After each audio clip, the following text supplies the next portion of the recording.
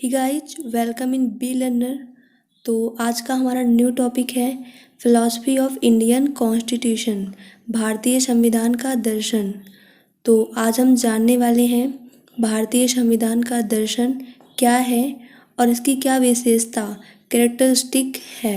तो आपको पता होगा भारतीय संविधान तो नियमों और कानूनों का ऐसा संग्रह जिससे किसी देश की शासन व्यवस्था को चलाया जा सके। ठीक है, a set of rules by which the governance of a country is govern. ठीक है, मतलब ऐसे नियम जिससे कि किसी देश की जो शासन व्यवस्था, जो गवर्नेंस सिस्टम होता है, उसको संचालित किया जाता है, गवर्नड किया जाता है।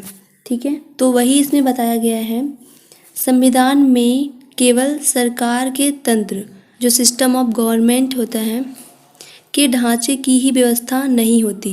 जो इसका स्ट्रक्चर होता है सिर्फ उसमें उसी की ही व्यवस्था नहीं होती, अपितु बट उसमें निर्माताओं के विचारधारा का भी समावेश संग्रह होता है। ठीक है, तो जो कानून निर्माता थे जिन्होंने हमारे संविधान को मिलकर बनाया है, उनकी जो आइडियोलॉजी थी, उनकी जो विचारधारा थी, इसमें उनका भी समावेश है।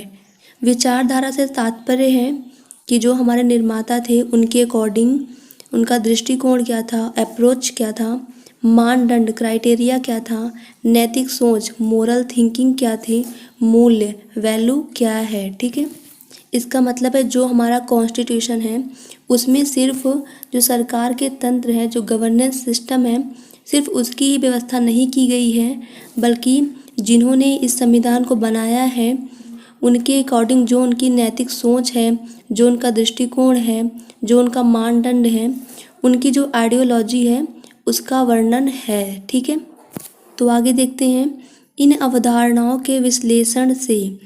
तो जो इनकी आइडियोलॉजी है, इनका एनालिसिस करने पर, इनका एक्सप्लेनेशन करने पर संविधान के राजनीतिक दर्शन का ज्ञान होता है। ठीक है, तो इनके अनुसार जो इनकी आइडियोलॉजी है, जब हम इनके बारे में कंप्लीट डिस्कशन करते हैं, विश्लेषण एनालिसिस करते हैं, तो इससे हमें राजनीतिक दर्शन का ज्ञान होता है। ठीक है, तो यहाँ देखिए भारतीय संविधान का दर्शन। ठीक है, फिलॉसफी ऑफ इंडियन कॉन्स्टिट्यूशन, उद्देशिका जो हमारा प्रियम्बल है तथा मूल अधिकार जो फंडामेंटल राइट्स हैं, एवं नीति निर्देशक तत्व directive principle of state policy में निहित है, में इम्प्लाइड है।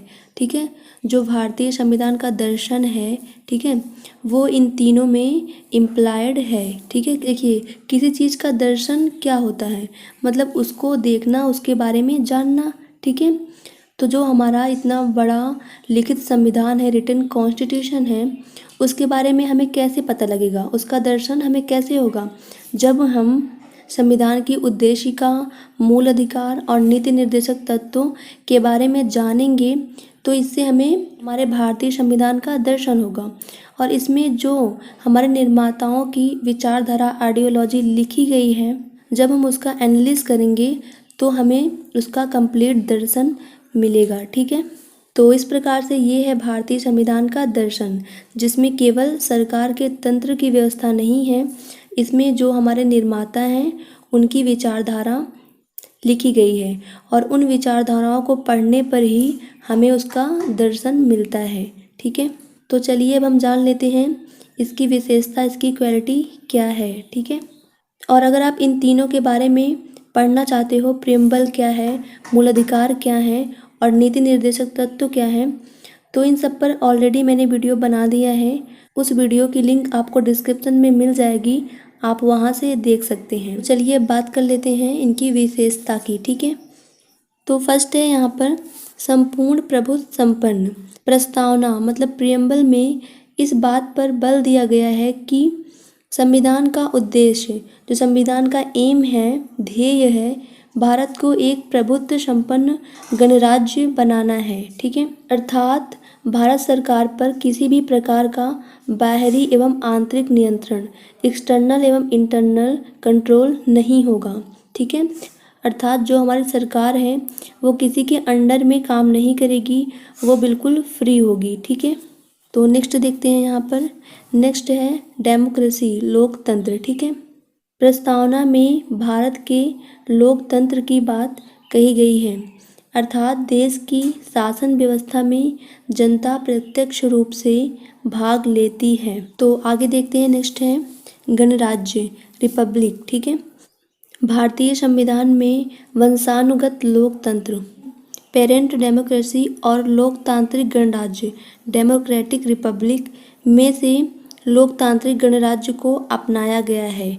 ठीक है, तो पहले तो आपको ये क्लियर कर लेना है पेरेंटल डेमोक्रेसी क्या है और डेमोक्रेटिक रिपब्लिक क्या है। ठीक है, तो लोकतंत्र तो आपको पता होगा कि जहाँ पर उसकी शासन व्यवस्था में लोग इन्वॉल्व हों, लोग भी भाग लेते हों। ठीक है, लेकिन जो शासन चलाता है, मतलब जो शासन करता है, अगर वो भी लोगों द्वारा ही चुनकर बने, ठीक है, तो वहाँ पर होगा डेमोक्रेटिक रिपब्लिक। ठीक है, मतलब वहाँ पर गणराज्य होगा। ठीक है, लेकिन कई कई देशों में ऐसा नहीं होता, वहाँ पर वंशानुगत लोकतंत्र, ठीक है, पेरेंटल डेमोक्रेसी चलती है।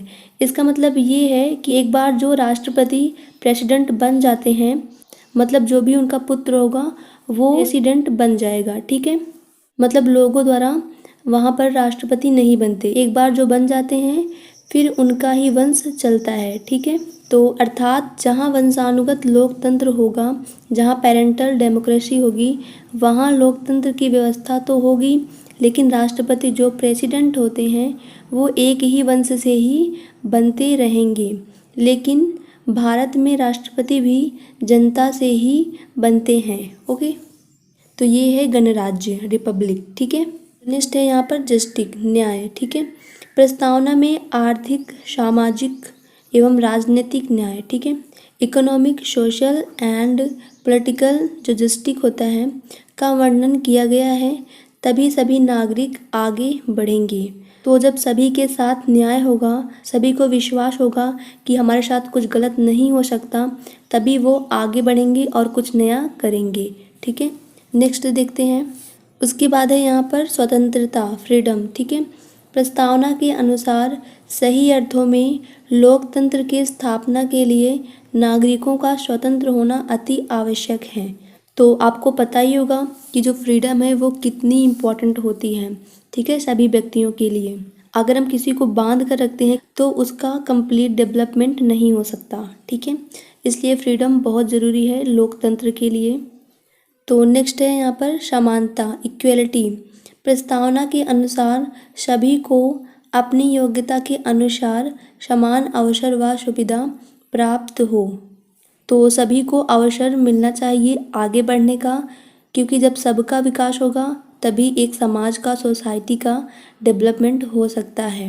ठीक है, नेक्स्ट है यहाँ पर राज्य की एकता एवं अखंडता, integrity and unity of state. प्रस्तावना में एकता का अर्थ है कि देश में विभिन्न भिन्नताएं, जो डिफरेंट वेरिएशन है, अर्थात यहाँ पर अलग अलग धर्म एवं संस्कृति, जो रिलीजन होते हैं, जो कल्चर होते हैं, होने के बाद भी यहाँ के लोग एकता में हैं। ठीक है, तो सबसे ज़्यादा वेरिएशन वो इंडिया में ही है, जहाँ पर बहुत सारे रिलीजन्स, बहुत सारी कल्चर्स होने के बाद भी यहाँ के जितने भी लोग वो यूनिट हैं, एक हैं। ठीक है, तो इस प्रकार से ये एक बहुत बड़ी क्वालिटी है राज्य की एकता और अखंडता। ठीक है, तो नेक्स्ट है यहाँ पर समाजवाद, सोशलिज्म। प्रस्तावना के अनुसार समाजवाद की स्थापना होनी चाहिए। ठीक है, समाजवाद का मतलब यह है कि सरकार द्वारा दी जाने वाली सुविधाएं वो समाज में समान रूप से दी जाएं। ठीक है, मतलब जो भी सुविधाएं हमें गवर्नमेंट के द्वारा प्राप्त होती हैं, उसमें जो भी छोटे या बड़े लोग होते हैं उन सभी को वो सुविधाएं मिलें। ठीक है, तो यही होता है समाजवाद। ठीक है, मतलब जो भी हमारे सुविधा या साधन होते हैं उस पर समाज, पूरे समाज का अधिकार होगा। ठीक है, तो नेक्स्ट देखते हैं धर्मनिरपेक्षता, सेकुलरिज्म। राज्य सरकार चाहे जो धर्म मानती हो, मतलब जो हमारी गवर्नमेंट है वो चाहे जिस धर्म को मानती हो, जिस रिलीजन में विश्वास करती हो, लेकिन उसके लिए सभी धर्म समान होंगे। ठीक है, वह किसी भी धर्म के प्रति नागरिकों से भेदभाव, डिस्क्रिमिनेशन नहीं कर सकती है। ठीक है, मतलब जो गवर्नमेंट होगा वो कोई भी धर्म को मानता हो, लेकिन उसके लिए सभी धर्म बराबर होंगे।